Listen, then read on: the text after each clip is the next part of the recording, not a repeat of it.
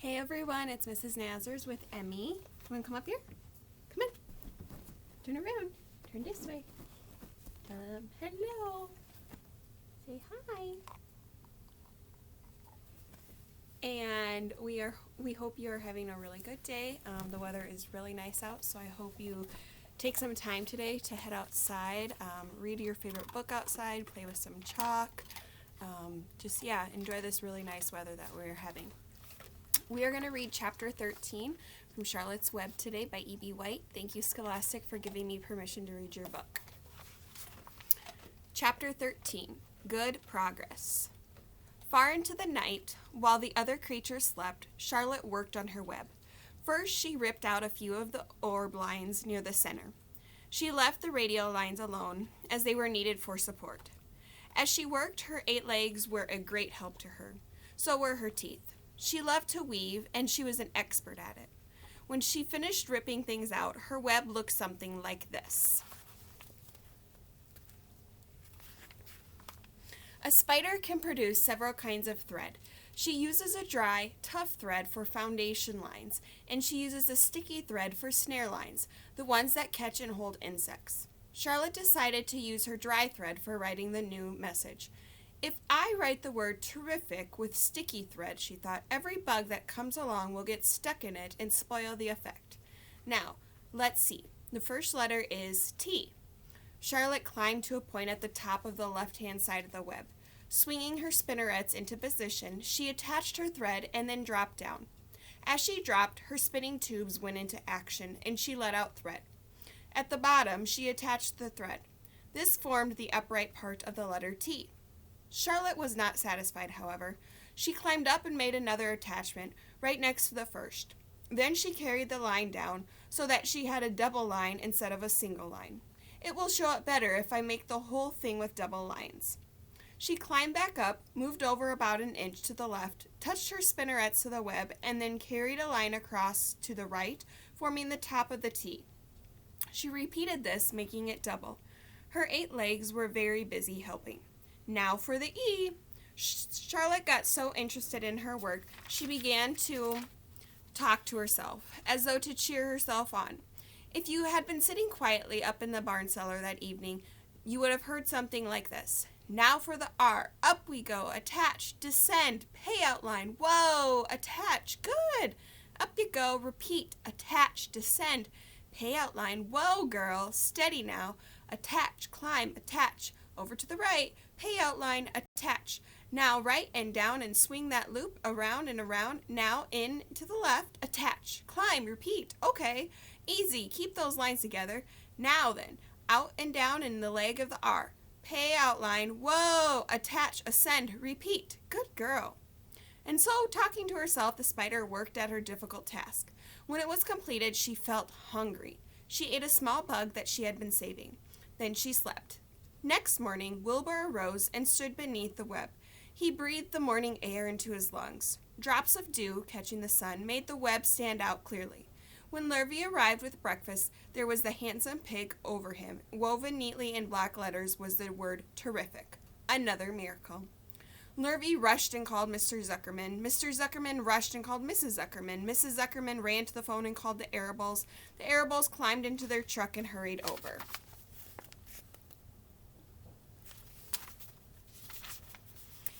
Everybody stood at the pig pen and stared at the web and read the word over and over, while Wilbur, who really felt terrific, stood quietly swelling out his chest and swinging his snout from side to side.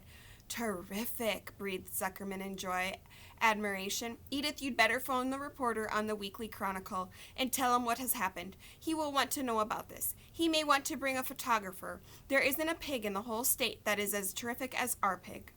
The news spread. People who had journeyed to see Wilbur when he was some pig came back again to see that now he was terrific. That afternoon, when Mr. Zuckerman went to milk the cows and clean out the tie-ups, he was still thinking about what a wondrous pig he owned. Lurvy, he called, there is to be no more cow manure thrown down into that pig pen. I have a terrific pig. I want that pig to have a clean, bright straw every day for his bedding. Understand? Yes, sir, said Lurvy. Furthermore, said Zuckerman, I want you to start building a crate for Wilbur. I have decided to take the pig to the county fair on September 6th. Make the crate large and paint it green with gold letters. What will the letters say? Asked Lurvy. They should say, Zuckerman's famous pig. Lurvy picked up a pitchfork and walked away to get some clean straw. Having such an important pig was going to mean plenty of extra work. He could see that.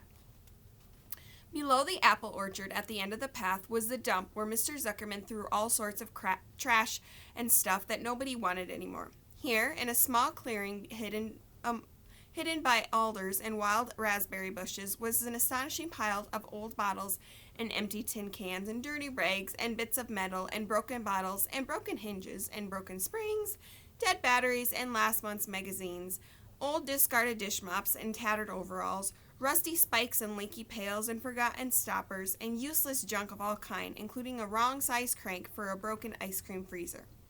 Templeton knew the dump and liked it. There were good hiding places there, excellent cover for a rat, and there was usually a tin can with food still clinging to the inside.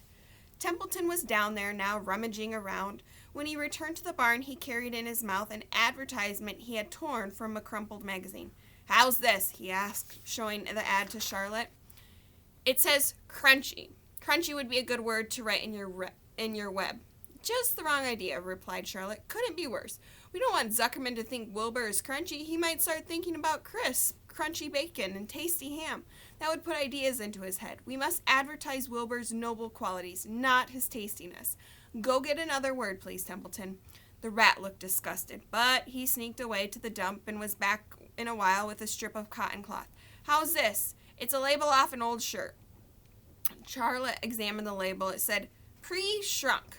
"I'm sorry, Templeton," she said, "but pre-shrunk is out of the question. We want Zuckerman to think Wilbur is nicely filled out and not all shrunk up. I'll have to ask you to try again." "What do you think I am, a messenger boy?" grumbled the rat. "I'm not going to spend all my time chasing down to the dump after advertising material." "Just one more, please," said Charlotte. "I'll tell you what I'll do," said Templeton. "I know where there's a package of soap flakes in the woodshed. It has writing on it. I'll bring you a piece of the package." He climbed the rope that hung on the wall and disappeared through a hole in the ceiling. When he came back, he had a strip of blue and white cardboard in his teeth. "There," he said triumphantly. "How's that?" Charlotte read the words, "With new radiant action." "What does it mean?" asked Charlotte, who had never used any soap flakes in her life. "How should I know?" said Templeton. "You asked for words and I brought them. I suppose the next thing you'll want from me is to fetch a dictionary." Together they studied the soap ad. "With new radiant action," repeated Charlotte slowly. "Wilbur!" she called. Wilbur, who was asleep in the straw, jumped up. "Run around," commanded Charlotte. "I want to see you in action, to see if you are radiant." Wilbur raced to the end of the yard. "Now back again, faster," said Charlotte. Wilbur galloped back. His skin shone. His tail had a fine, tight curl in it. "Jump into the air," cried Charlotte. Wilbur jumped as high as he could. "Keep your knees straight and touch the ground with your ears," called Charlotte. Wilbur obeyed. "Do a backflip with a half twist in it," cried Charlotte. Wilbur went over backwards, writhing and twisting as he went. "Okay, Wilbur," said Charlotte. "You can go back to sleep, okay? Templeton, the soap ad will do, I guess. I'm not sure Wilbur's action is exactly radiant, but it's interesting." "Actually," said Wilbur, "I feel radiant." "Do you?" said Charlotte, looking at him with affection. "Well, you're a good little pig, and radiant you shall be. I'm in this thing pretty deep now. I might as well go to the limit." Tired from his romp, Wilbur lay down in the clean straw. He closed his eyes. The straw seemed scratchy, not as comfortable as the cow manure, which was always definitely soft to lie in. So he pushed the straw to one side and stretched out in the manure. Wilbur sighed. It had been a busy day. His first day of being terrific. Dozens of people had visited his yard during the afternoon, and he had to stand and pose, looking terrific as he could. Now he was tired. Fern had arrived and seated herself quietly on her stool in the corner. "Tell me a story, Charlotte," said Wilbur as he lay waiting for sleep to come. "Tell me a story." So Charlotte, although she too was tired, did what Wilbur wanted. "Once upon a time," she began, "I had a beautiful cousin who managed to build her web across a small stream. One day a tiny fish leaped into the air and got tangled in the web. My cousin was very much surprised, of course. The fish was thrashing wildly. My cousin hardly dared tackle it, but she did. She whooped down and threw her great mass of wrapping material around the fish and fought bravely to capture it." "Did she succeed?" asked Wilbur. It was a never-to-be-forgotten battle, said Charlotte. There was the fish caught only by one fin, and its tail widely thrashing and shining in the sun. There was the web sagging dangerously under the weight of the fish. How much did the fish weigh? Asked Wilbur eagerly. I don't know, said Charlotte. There was my cousin, slipping in, dodging out, beating mercilessly over the head by the wild thrashing fish, dancing in, dancing out, throwing her threads and fighting hard. First she threw a left around the tail. The fish landed back. Then a left to the tail and a right to the midsection. The fish lashed back. Then she dodged to one side and threw a right and another right to the fin. Then a hard left to the head while the web swayed and stretched. Then what happened? Asked Wilbur. Nothing, said Charlotte. The fish lost the fight. My cousin wrapped it up so tight it couldn't budge. Then what happened? Asked Wilbur. Nothing, said Charlotte. My cousin kept the fish for a while, and then when she got good and ready, she ate it. Tell me another story, begged Wilbur. So Charlotte told him about another cousin of hers who was an aeronaut. What is an aeronaut? Asked Wilbur. A balloonist, said Charlotte. My cousin used to stand on her head and let out enough thread to form a balloon. Then she'd let go and be lifted into the air and carried upward into the warm wind. Is that true? Asked Wilbur, or are you just making it up? It's true, replied Charlotte. I have some very remarkable cousins. And now, Wilbur, it's time that you went to sleep. Sing something, begged Wilbur, closing his eyes. So Charlotte sang a lullaby while crickets chirped in the grass and the barn grew dark. This was the song she sang. Sleep, sleep, my love, my only, deep, deep in the dung and the dark. Be not afraid and be not lonely. This is the hour when frogs and thrushes praise the world from the woods and the rushes. Rest from care, my one and only, deep in the dung and the dark. But Wilbur was already asleep. When the song ended, Fern got up and went home. Thank you for joining me this afternoon, and I hope to see you all tomorrow.